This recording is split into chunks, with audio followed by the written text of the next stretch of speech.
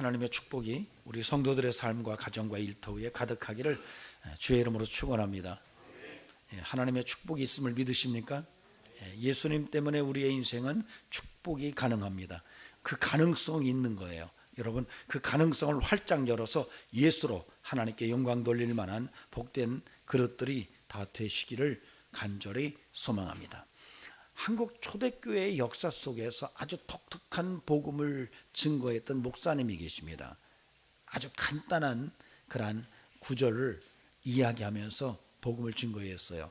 바로 예수천당 불신지옥이라는 이런 아주 짧은 마디로 끊임없이 복음을 증거했던 목사님이 계십니다. 원래는 최봉석 목사님인데 이름을 바꿨어요. 최건능으로. 최건능 목사님 해방되기 바로 전 1944년도에 소천하셨습니다. 그분이 예수천당 불신지옥이라고 하는 이 짧은 복음으로 교회를 80여 개나 개척을 하셨습니다.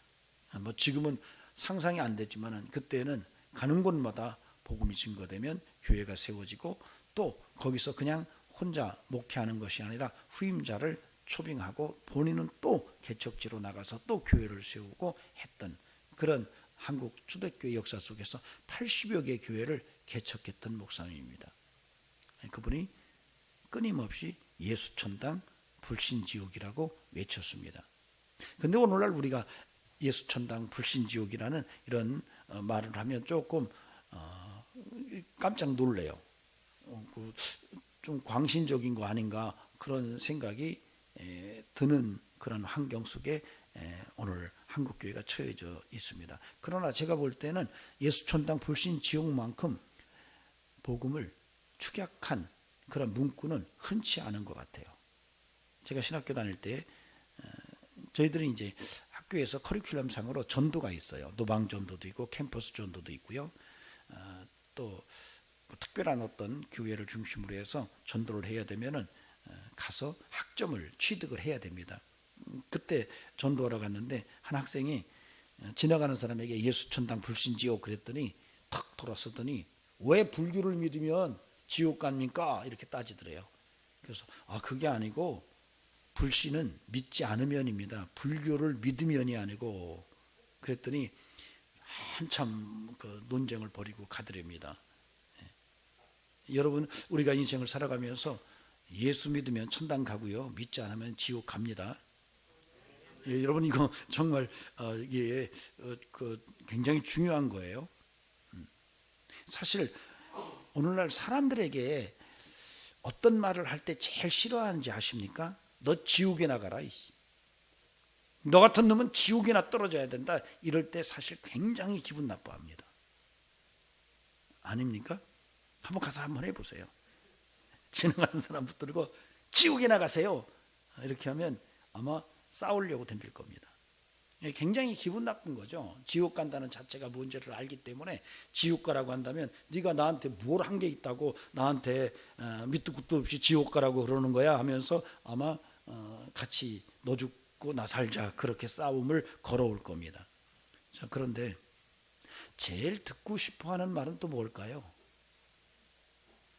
제가 지옥이나 떨어져라 이 말이 제일 듣기 싫은 말이라고 한다면 제일 듣고 싶어하는 말은 뭘까요? 쉽게 말하면 천국 가세요 라는 말이어야 되죠. 그죠? 근데 어때요? 당신 천국 가세요 그러면 제일 좋아합니까? 아니죠. 그 말보다 더 좋아하는 말 있죠. 뭐죠? 부자 되세요. 야, 우리 성우 집사님이 답을 맞추셨습니다. 부자 되세요 하는 말에는 굉장히 기분이 좋아합니다. 참 이게 좀 맞지가 않아요. 논리적으로 좀 문제가 있습니다. 분명히 지옥이나 떨어져라 그러면 굉장히 속상하고 그런 말을 나한테 할 수가 있느냐 이렇게 따지는 사람이 천국 가세요 그럴 때는 기뻐하지 않아요. 오히려 부자 되세요 그러면 고맙습니다 그럽니다. 근데 여러분, 우리가 오늘 다시 정확하게 여러분의 삶의 패러다임을 바르게 세울 수 있기를 바랍니다. 예수 믿고 천국 가는 게 제일 좋은 말입니다. 누군가가 여러분에게 천국 가겠네요 이러면 정말 밥 사주면 돼요. 굉장히 중요한 거예요.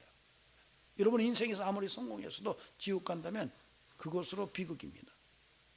아무리 이 땅에 사는 동안에 힘들고 어렵고 정말 곤고한 인생을 살았다 할지라도 그가 예수 믿고 천국 갔다면 그 인생의 마지막은 가장 복된 삶이에요.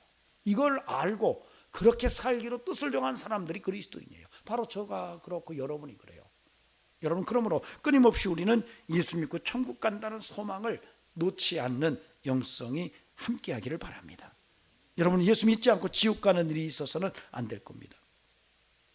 재미난 책을 우리 진석우 집사님이 한 두세 권 사다 놨던 적이 있는데 지금 아마 없을 거예요. 깡통을 차고 빌어먹더라도 지옥에는 가지 마라. 그러니까 김상호 장로님이라고 하는 분이 썼어요. 이분은 대대로 우상을 숭배하는 집에서 살았는데 어느 날 예수를 믿게 되고 정말 전격적으로 예수를 믿으면서 자녀들이 다 죽습니다. 하나들만 빼놓고. 그 아픔 때문에 마지막 아들의 묘 앞에서 장례를 치러놓고 막 절규를 하다가 하나님 나라를 구경해요. 근데 가봤더니 죽어 있는 거예요. 자기가. 마귀들이 자기의 영혼을 끌어왔고 죽었다고. 너 네 아들 무덤에서 너 죽었어 임마. 그렇게 얘기를 해요. 그래서 거기서 지옥을 보고 천국을 보고 와서 나중에 책을 썼어요. 그 동네에서는 정말 신실하신 장로님이래요. 동네가 다 알아주는 예수쟁이에요. 정말 오직 예수로 사는 거예요. 그분이 피를 토하듯이 한 말은 깡통을 차고 밥을 빌어 먹어도 지옥은 가지 마라. 얼마나 처참했는지. 거기서 지옥의 모습을 보고 와서 얼마나 처참했는지 깡통을 차고 빌어 먹어도 지옥 가면 안 된다는 책을 썼어요. 여러분, 그렇다면 우리가 예수 믿은 것은 정말 소중한 사건이고 무엇과도 바꿀 수 없는 것이고 예수 믿고 천국 가게 되었다는 사실에 대해서는 정말 우리가 너무너무 기뻐하고 하나님께 영광을 돌려야 될 그런 고백입니다. 저 여러분에게 그런 믿음이 살아있기를 주의 이름으로 축원합니다.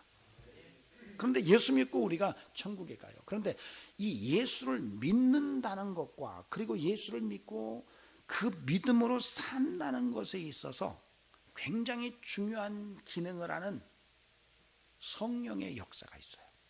그러니까 우리가 예수를 믿을 때에 그 예수를 믿게 되는 과정에 내가 그냥 믿은 것 같지만 성경은 절대 그렇지 않다. 너가 예수를 믿은 것은 성령의 역사였다라고 분명히 밝혀요. 뿐만 아니라 우리가 끊임없이 성도로서 거룩한 삶을 살아가는 것도 역시 성령의 개입이 필수적이라는 것을 성경은 끊임없이 얘기를 해요. 여러분이 예수 믿은 것이 여러분이 어쩌다가 가족에 의해서 전도가 되고 어쩌다가 친구 때문에 예수를 믿게 되고 어쩌다가 내가 우연히 전도를 받아서 신앙생활을 시작한 것 같지만은 그래서 내가 믿은 것 같지만은 성경은 그럼에도 불구하고 아니다. 성령의 역사였다라고 그렇게 이야기를 하고 있다는 거예요. 뿐만 아니라 우리가 예수 믿고 나서 거룩한 믿음의 삶을 살고 하나님이 주신 사명으로 믿음의 여정을 살아가는 것도 내가 하는 것 같지만 절대 그렇지 않다. 그 모든 것 거룩한 삶을 향한 순례자의 길도 성령의 은혜 속에서 이루어진다라고 이야기를 합니다. 여러분, 성경은 예수 그리스도를 주님이라고 고백하는 것은 성령이 아니고는 불가능하다고 말합니다. 바울은 고린도전서 12장 3절에서 성령으로 아니하고는 누구든지 예수를 주시라 할 수 없다 이렇게 말해요. 그러니까 예수 그리스도를 주님이라고 부를 수 있는 것은 성령이 아니고는 불가능하다 이런 얘기예요. 그러니까 여러분이 예수님을 주님이라고 부르고 믿음으로 살아가는 것은 내가 한 것이라고 생각한다는 것은 오해라는 거예요. 성령이 그렇게 이끌어 주셨다고 그렇게 말합니다. 예수님께서도 요한복음 3장 5절에서 사람이 물과 성령으로 나지 아니하면 하나님 나라에 들어갈 수 없다 이렇게 말해요. 물과 성령으로 나지 않으면 하나님 나라에 갈 수 없다, 천국 갈 수 없다 이렇게 분명하게 못을 박으셨어요. 여러분이 물과 성령으로 거듭났기 때문에 하나님 백성으로 천국 백성이 된 거라는 것을 분명하게 주님께서도 말씀을 하셨습니다. 바울은 로마서 8장 9절에서 만일 너희 속에 하나님의 영이 거하시면 너희가 육신에 있지 아니하고 영에 있나니 누구든지 그리스도의 영이 없으면 그리스도의 사람이 아니라. 그리스도의 영이 없으면 그리스도의 사람이 아니다, 그리스도인 아니다, 이런 얘기예요. 성령으로 그리스도인이 된다는 것을 분명히 밝힙니다. 여러분, 그래서 여러분이 예수 믿게 돼서 예수 믿고 천국 가게 된 것은 전적인 성령의 역사라는 것을 오늘 다시 한번 확인할 수 있기를 바랍니다. 따라합시다. 내가 예수 믿은 것은 성령님의 도우심이다. 아멘. 자, 그런데 성령님은 그렇게 예수를 믿는 것에 보혜사 성령으로만 계시는 게 아니라 일상의 삶 속에서 우리가 살아가는 삶 속에 성령이 깊이 개입하신다는 거예요. 여러분, 고린도전서 2장 10절에서 하나님의 깊은 뜻을 어떻게 아느냐? 성령으로만 안다, 이렇게 말해요. 그러니까 하나님의 뜻을 어떻게 아느냐? 성령으로 안다. 하나님의 영인 성령으로만이 하나님의 깊은 뜻을 안다라고 이야기를 하고 있습니다. 바울은 에베소서 3장 16절에서 그의 영광의 풍성함을 따라 그의 성령으로 말미암아 너희 속사람을 능력으로 강건하게 하시며, 그러니까 우리의 속사람이 성령으로 강건해진대요. 여러분, 요한계시록 2장 3장에 가면은 말세의 7교회에 대한 이야기가 나옵니다. 그 7교회에 대해서 계속 반복적으로 이해되는, 언급되는 그런 구절체가 있어요. 그 구절체가 바로 성령이 교회들에게 하는 말씀을 들어라, 이 얘기예요. 이 얘기는 뭐예요? 말세가 되면 성도들이 성령의 음성을 듣고 살지 않으면 말세를 승리할 수 없다라고 하는 얘기를 강조해서 그렇게 말씀하신 거예요.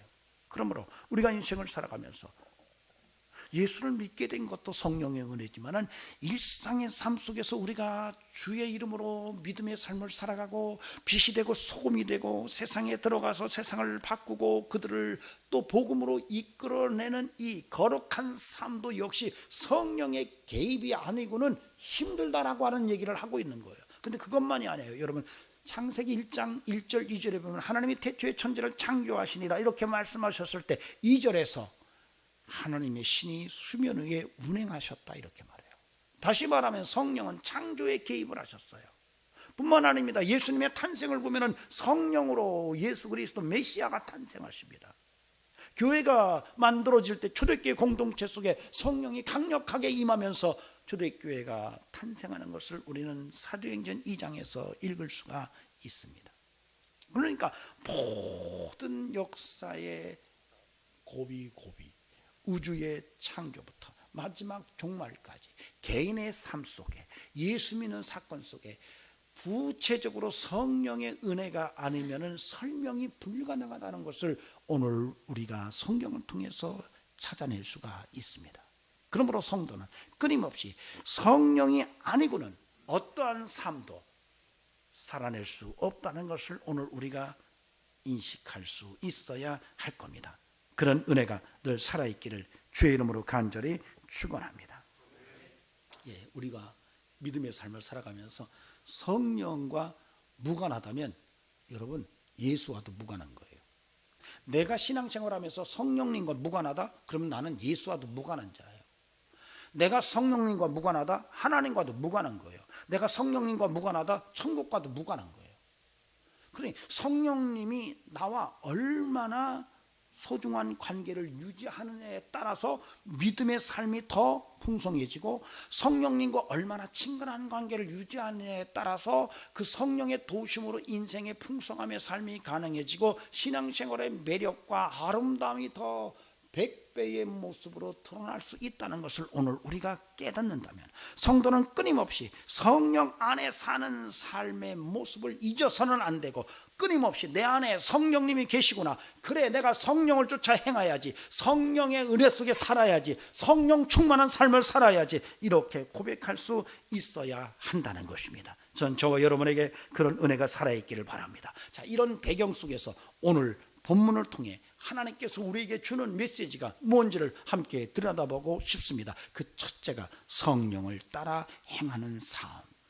따라합시다. 성령을 따라 행하자. 오늘 본문 16절을 보세요. 여러분 16절에 보면은 같이 읽어보시겠습니다. 시작. 내가 이르노니 너희는 성령을 따라 행하라. 그리하면 육체의 욕심을 이루지 아니하리라. 바울 사도는 갈라디아에 있는 성도들에게 강력하게 이야기했어요. 너희가 그리스도인이라면 너희가 성령을 따라 행해야 한다라고 그렇게 이야기를 하고 있습니다. 어떤 이들은 악령을 따라 삽니다. 어떤 이들은 막걸리의 기운을 따라 삽니다. 어떤 이들은 돈의 힘을 빌어서 삽니다. 어떤 이들은 세상과 세상에 있는 것들에 의해서 좌지우지되는 인생을 살아갑니다.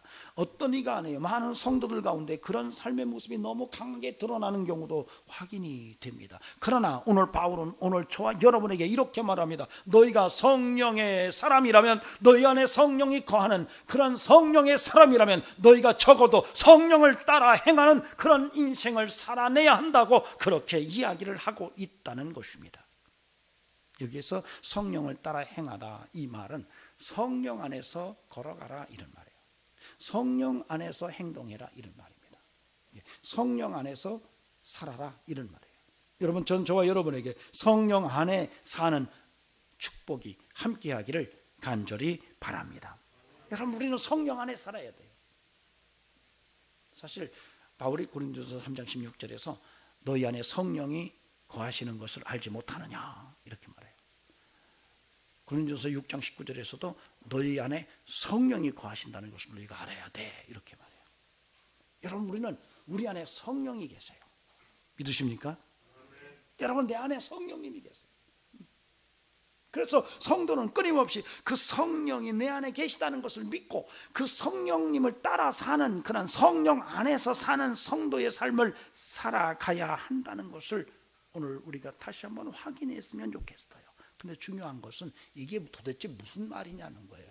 요한복음 15장에 가면 예수님께서 내 말이 너희 안에 거하고 너희가 내 말 안에 거하면 무엇이든지 원하는 대로 구하라 이렇게 말씀하세요. 이게 포도나무 비유를 이야기하시면서 포도나무 가지가 포도나무에 딱 붙어 있어야 된다는 설명을 하실 때에 주님께서 마지막에 그렇게 말씀하세요. 너희가 내 안에 거하고 내 말이 너희 안에 거하면, 즉 다시 말하면 너와 내가 하나가 된다면 너희가 무엇이든지 원하는 대로 구하라 이렇게 말씀하세요. 즉 다시 말하면 너희가 예수 안에 산다는 것은 바로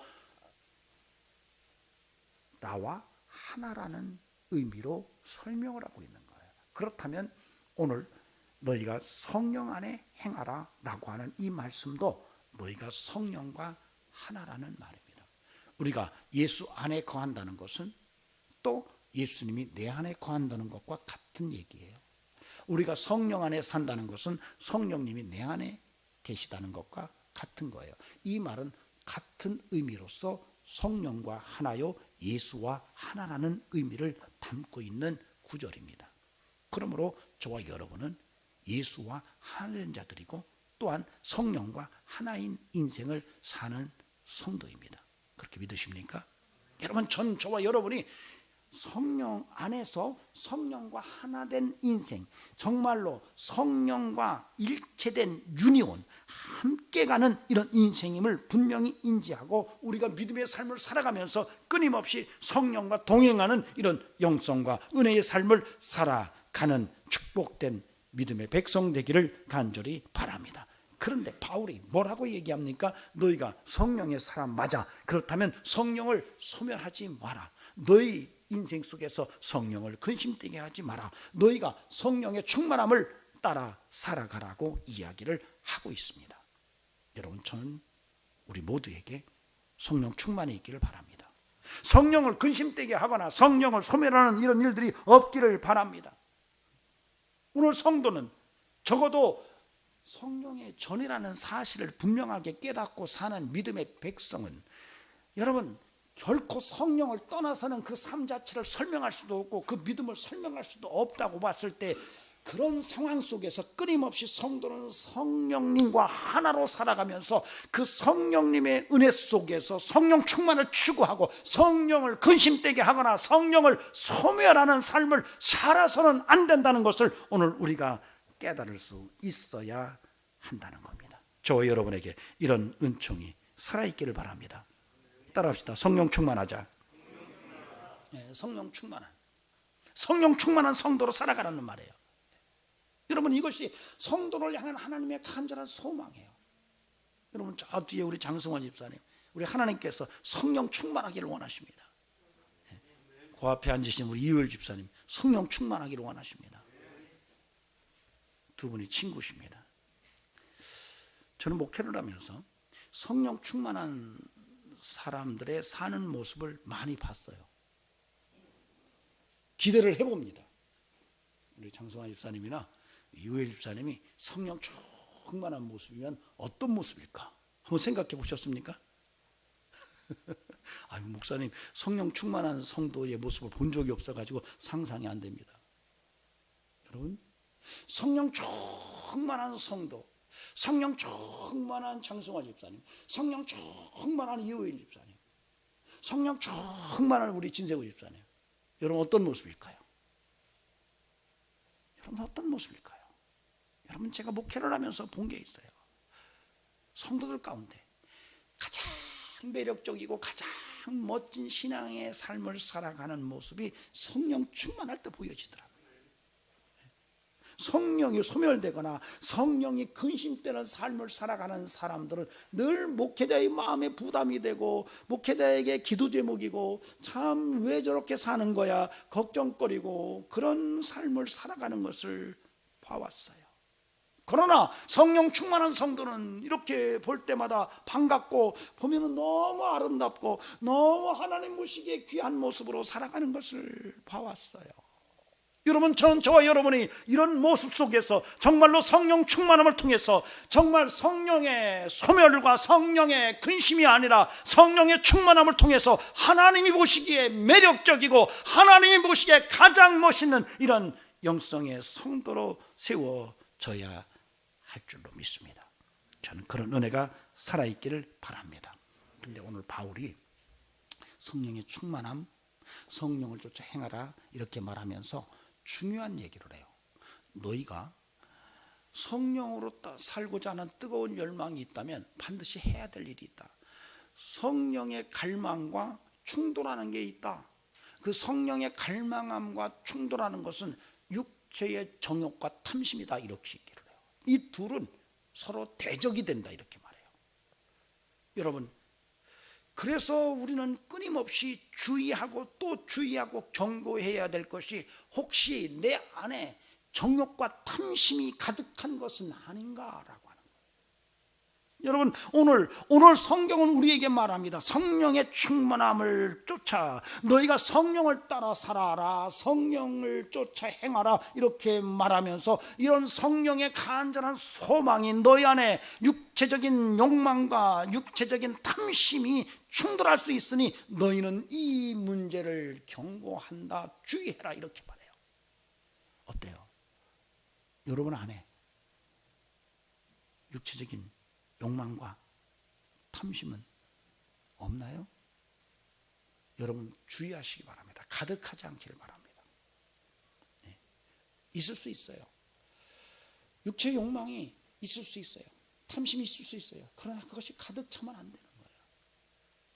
성령으로 충만한 삶을 살아야지 육체적인 욕망과 탐심으로 가득할 때에는 이것이 굉장한 심각한 문제를 이야기할 수가 있어요. 저는 목회를 하면서 그런 경우를 종종 봤습니다. 성도임에도 불구하고 그 10년 가운데 육체의 정욕과 탐심이 꽉 차 있어서 결국 그것으로 인해서 인생이 무너지는 것을 여러 번 봤어요. 여러분, 대체적으로요, 이 정욕과 탐심이 가득하면 그 냄새를 맡는 사람들이 있습니다. 맡는 존재가 있어요. 사람은 아니고 어떻게 용케 그 냄새를 알아맞고 찾아옵니다. 여러분, 이제 좀 여름이 되면 고등어를 한 마리 사가지고 문 밖에다 딱 놔놓으면 어디서 날라왔는지 윙 하고 사이렌을 울면서 탁 나타나는 게 있어요. 뭐죠? 그 문제 보세요. 뭐죠? 그걸 우리가 직격적으로 말하는 똥파리라고 그럽니다. 근데 여러분, 성경에서요, 바알세붑이라는 우상은 이게요, 똥파리라는 말이에요. 딱 똥파리가 날라옵니다. 그리고 거기다가 애벌레를 까놓고 가요. 그러면 그 고등어를 다 다 망가뜨립니다. 인생도 그래요. 탐심과 정욕으로 꽉 차면 그 탐심과 정욕이 가득한 그 중심에서 그 냄새가 진동을 합니다. 그러면 마귀들이 야, 내가 좋아하는 냄새가 난다 그러고 탁 찾아봅니다. 누구에게 찾아갈까요? 한번 손 들어보세요. 찾아갑니다. 그 안에다가 애벌레를 까놓고 나갑니다. 결국 거기서 인생의 모든 것들이 무너져요. 여러분, 저는 부탁을 드립니다. 정욕과 탐심이 가득한 게 아니라 성령으로 가득한 성도로 살아갈 수 있기를 주의 이름으로 축원합니다. 조심하세요. 누구든지 육체에 정욕과 탐심이 들어올 수 있어요. 이미 있을 수 있어요. 그러나 그것이 더 커져서 아주 팽만한 상태가 된다면 그것이 여러분의 인생을 오히려 통두리째 삼킬 수 있다는 것을 오늘 우리가 깨달아야 돼요. 거기에 악한 영들이 역사한다면 정말로 치명적인 인생의 모습을 가질 수 있다는 것을 오늘 우리가 알아야 돼요. 그래서 우리는 끊임없이 성령 충만을 추구하고 끊임없이 성령의 소멸됨이나 성령을 근심되는 삶을 이겨내면서 우리가 믿음으로 승리하는 이런 성도로 서야 할 줄로 믿으시면 아멘 하시기 바랍니다. 여러분, 우리가 성령의 전이에요. 악령의 전이 되면 안 돼요. 성령이 거하는 곳이 돼야 되는데 악한 영이 들어와 있어요. 악한 영이 집을 짓고 있어요. 그래서 난 성도로서 이렇게 바라볼 때마다 어떤 때는 저 양반은 그 안에 악한 것이 집을 짓고 있구나라는 것이 보여질 때가 있어요. 너무 속상하죠. 여러분, 그런 인생은 정말 망가뜨려져요. 인생 자체가 절망의 나락으로 떨어질 수밖에 없어요. 전 저와 여러분에게 끊임없이 성령의 충만함을 통해서 성령의 도우심 속에 정말로 하나님이 기뻐하시는 놀라운 하나님의 영광을 드러내는 축복의 인생들이 다 되어질 수 있기를 주의 이름으로 간절히 축원합니다. 두 번째로 우리가 생각할 것은 22절 23절이에요. 자, 보십시다. 오직 성령의 열매는 사랑과 희락과 화평과 오래 참음과 자비와 양선과 충성과 온유와 절제니 이 같은 것을 금지할 법이 없느니라. 바울은 그렇게 말해요. 너희가 성령의 전이야. 너희가 성령을 쫓아 행해야 돼. 성령을 따라 성령 안에서 살아야 돼. 성령과 함께 살아야 돼. 이렇게 살면 너희에게서 성령의 열매가 맺혀. 이렇게 얘기하세요. 여러분, 성령의 열매가 맺히기를 바랍니다. 예, 여러분, 성령의 열매가 9가지예요. 사실 바울은 성령의 열매만 9가지 말하지를 않아요. 성령의 은사도 9가지를 얘기해요. 그래서 9가지가 균형을 이루도록 그렇게 만들어 놨습니다. 근데 오늘은 성령의 열매만 얘기하고 있어요. 그 성령의 열매를 한번 우리가 같이 한번 암송해 봅시다. 시작. 사랑과 희락과 화평과 오래 참음과 자비와 양선과 충성과 온유와 절제. 여러분이 9가지 열매예요. 여러분 9가지 열매가 맺히면 보여요. 여러분, 여러분에게서 그리고 저에게서도 성령의 열매가 보여야 돼요. 열매가 맺혀야 돼요. 여러분, 우리가 과일나무를 심어서 과일이 열립니다. 한여름에는 잘 안 보여요. 그러나 가을이 되고 이제 낙엽이 떨어지고 추수 때가 가까우면 그 과일이 너무나도 정확하게 보여요. 만약 그때도 과일이 안 보인다면 과일이 없었던 거예요. 우리가 신앙생활하고 나이가 들어가고 주님 앞에 갈 날이 점점 더 가까워지면서 익어간다면 여러분에게서 성령의 열매가 보여야 돼요. 여러분이 성령 안에 살았다면, 여러분이 성령 충만하게 살았다면, 여러분이 성령과 함께 동행하는 인생을 살았다면 저와 여러분에게도 성령의 열매가 보여야 돼요. 오늘 성령의 열매를 얘기해요. 어떻습니까? 지금 여러분의 삶 속에서 성령의 열매가 확인이 됩니까? 오늘 한 번쯤 냉정하게 우리 스스로를 진단합시다. 남의 얘기로 자꾸 이야기하지 말고 내 스스로에게 정말 내가 성령의 9가지 열매를 맺고 있는가? 얼마나 큰가? 여러분, 제가 우리 김경수 집사님이 가끔 과일을 가져오세요. 그런데 참 좋은 과일을 가져오세요. 한 번은 제가 지방의 목사님들에게 키위를 이렇게 사드리려고 가져오라고 그랬더니 키위가 정말 커요. 얼마나 큰지 몰라요. 그래서 뭐라고 하냐면, 목사님 사실 이런 키위는 일반인들은 먹기 힘듭니다. 왜냐하면 공판장 가락시장으로 오면 다 한 번에 누가 가져간대요. 그래서 이렇게 상자로 팔지를 않고 낱개로 포장을 해서 고가에 팔린대요. 그래서 이제 목사님들에게 드렸어요. 목사님들이 먹고 나서 저한테 전화가 왔어요. 어떤 교인이 먹더니 이런 키위를 어디서 사냐고 묻더래요. 그래서 제 전화번호를 알려줬대요. 그랬더니 그 교인이에요. 키위 파세요? 이렇게 전화가 왔어요. 그래서 제가 처음에는 몰랐어요. 누구시죠? 그랬더니 키위 파시지 않으세요? 그러더라고요. 나중에 알고 보니까 어느 목사님이 또 장난을 쳤구나 이런 생각이 들었어요. 정말 키위가 크니까요. 정말 탐스럽더라고요. 정말 좋은 열매는 그래요. 저와 여러분에게 성령의 열매가 그렇게 탐스럽게 결실되는 은총이 있기를 바랍니다. 아멘. 정말 중요한 거예요. 오늘 여러분이 냉정하게 여러분을 생각해 보시고 나는 지금 성령의 열매를 맺고 있는가 한번 들여다볼 수 있기를 바랍니다. 사랑.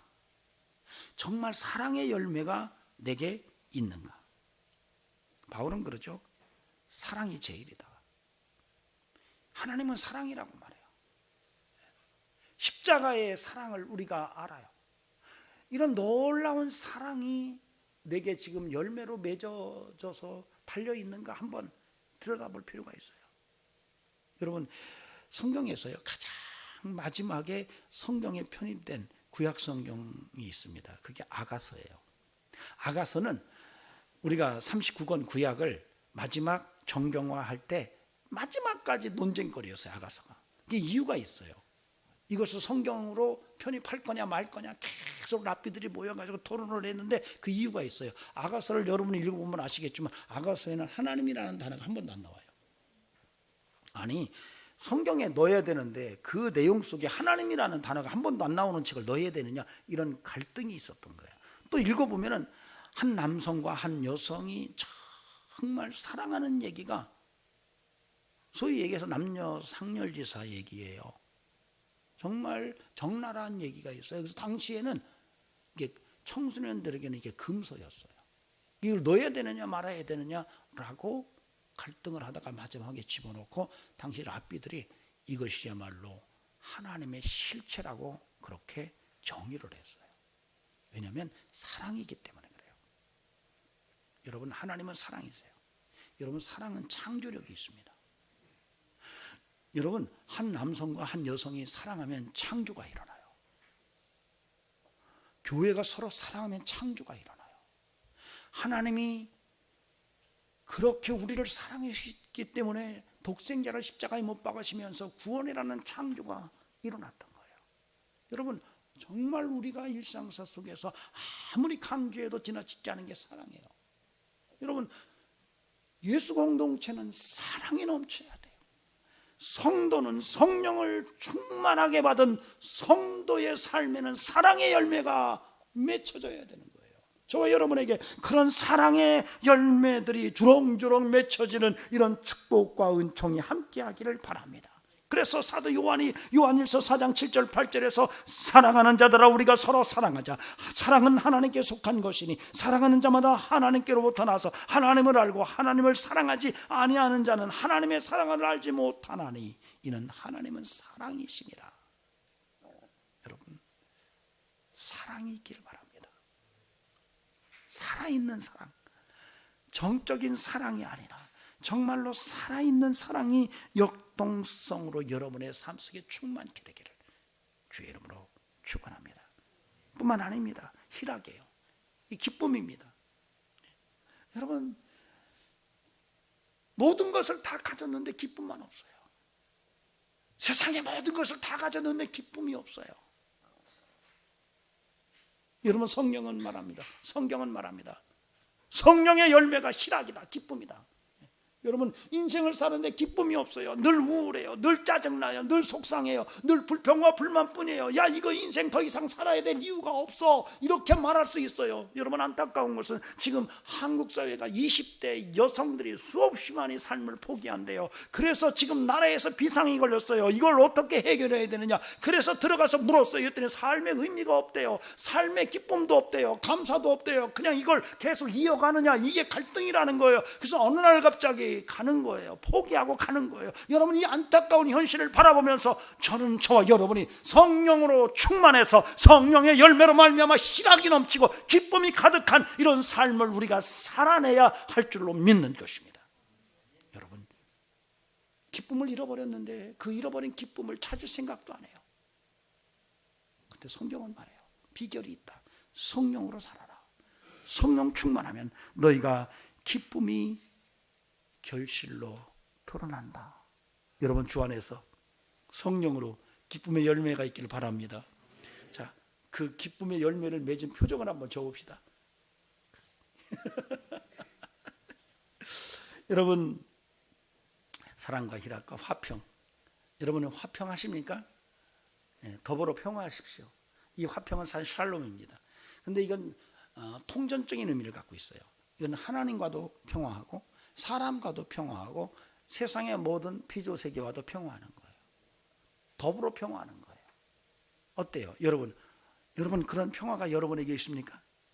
가는 곳마다 싸움을 일으키는 건 아니에요. 그 사람 만나면 평화가 깨지는 거 아니에요? 여러분이 들어가면 평화롭던 세상이 달라지는 거 아니에요? 여러분, 한번 들여다봐야 돼요. 한번 생각해 봐야 돼요. 여러분의 삶을 한번 평가해 봐야 돼요. 정말 내가 화평케 하는 자인가?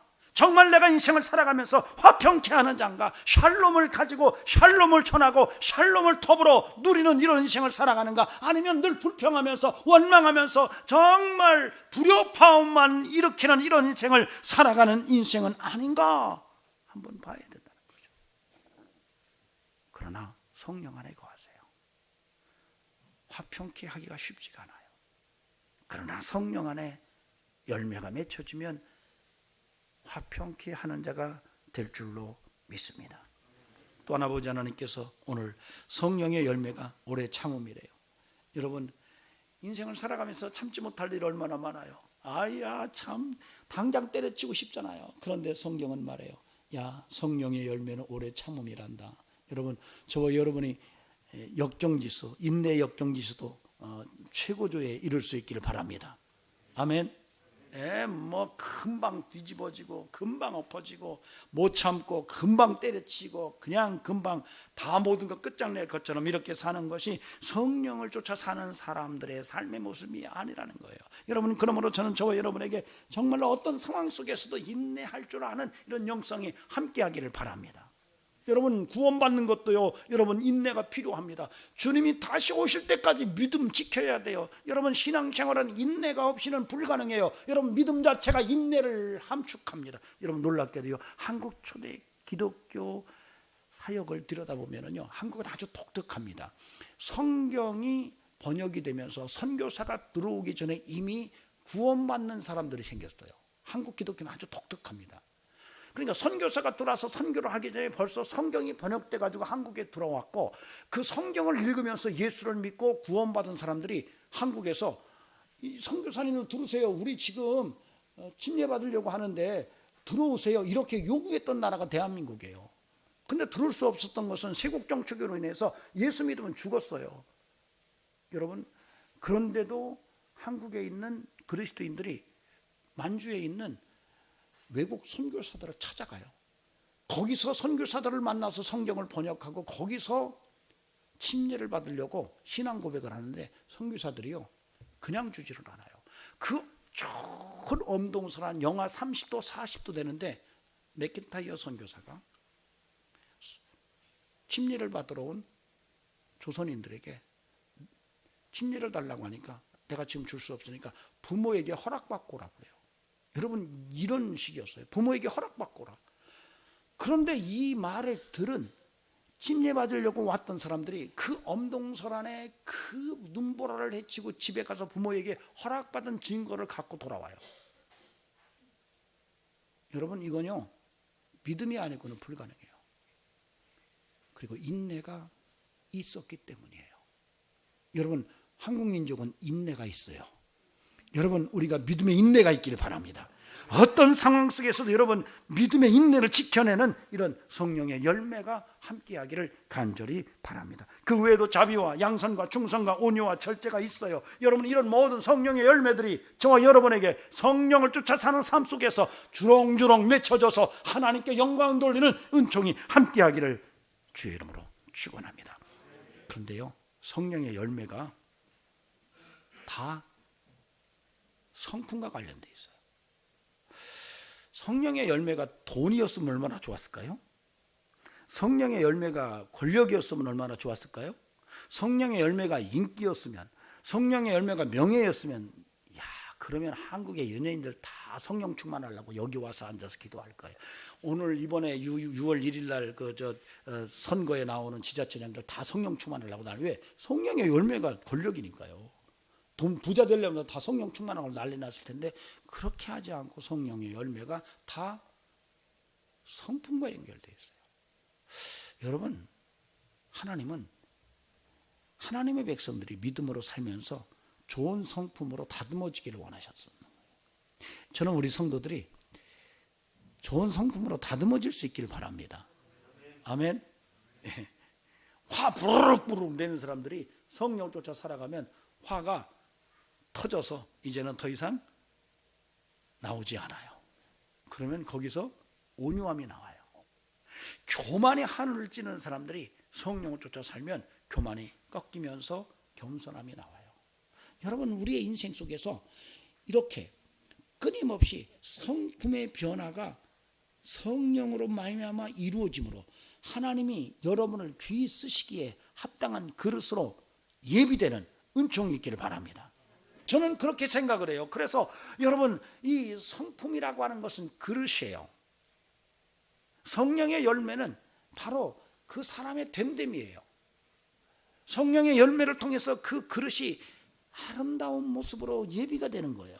하나님이 그 사람을 쓰시기에 합당하도록 그렇게 예비되는 거예요. 그러므로 저는 저와 여러분이 성령으로 말미암아 성령의 열매가 맺혀져서 정말 하나님 모시기에 합당한 그러한 성품으로 예비되어 하나님이 쓰시는 그러한 인생이 되어지기를 주의 이름으로 간절히 축원합니다. 마지막으로 오늘 말씀 24절에서 26절 말씀을 보시겠습니다. 여기에서는 십자가에 못 박으라 이거예요. 성령을 쫓아 살려고 한다면 정욕과 탐심을 십자가에 못 박아라. 저는 우리 성도들이 이걸 십자가에 못 박는 믿음이 있기를 바랍니다. 아멘. 예, 못 박을 게 많지만 정욕과 탐심을 십자가에 팍 하고 못 박으시기 바랍니다. 저는 우리 성도들이 죽을 게 많은 사람들이 많아요. 좀 죽어야 돼요. 못 박을 게 많아요. 정말 못 박을 게 많아요. 아니, 그래가지고 어떻게 하나님께서 쓰시겠냐고, 못 박아야 될 게 너무 많다고 이렇게 이야기하고 싶을 때가 너무 많아요. 아시죠? 누군지 여러분 스스로 아시죠? 아, 내 얘기 하는구나, 목사님이 지금 내 얘기 하는구나, 그래 나 못 박을게, 목사님 많아요, 목사님 알았습니다, 저 오늘 못 박겠습니다. 그 다음에 또 못 박을 게 또 나와요. 계속 나와요. 끊임없이 못 박으세요. 끊임없이 못 박는 어느 날 그것이 죽음을 선언하게 될 것입니다. 부탁을 드립니다. 정욕과 탐심을 십자가에 못 박읍시다. 그리고 성령을 쫓아 믿음으로 승리합시다. 하나님께서 영광 받으시는 복된 품성으로 하나님이 귀히 쓰는 인생이 될 줄로 믿습니다. 기도하시겠습니다. 존귀하신 하나님, 오늘 우리의 인생 속에 성령의 충만함을 주시고 성령을 쫓아 사는 믿음을 더하여 주셔서 성령을 근심되게 하거나 성령을 소멸하는 일이 없이 성령의 열매를 가득 맺는 그런 영성을 갖게 하옵소서. 우리의 성품의 변화가 일어나기를 원합니다. 성령의 성품화가 성취되기를 원합니다. 주님, 그래서 하나님 쓰시기에 합당한 그릇으로 예비되게 하옵소서. 이제는 우리 구주 예수 그리스도의 은혜와 하나님 아버지의 살아계심과 성령님의 역사하심이 오늘도 성령을 따라 행하기를 원하는 귀한 심령들에게 영원토록 함께 하시기를 간절히 축원하옵나이다. 아멘. 예, 광고 말씀을 드립니다.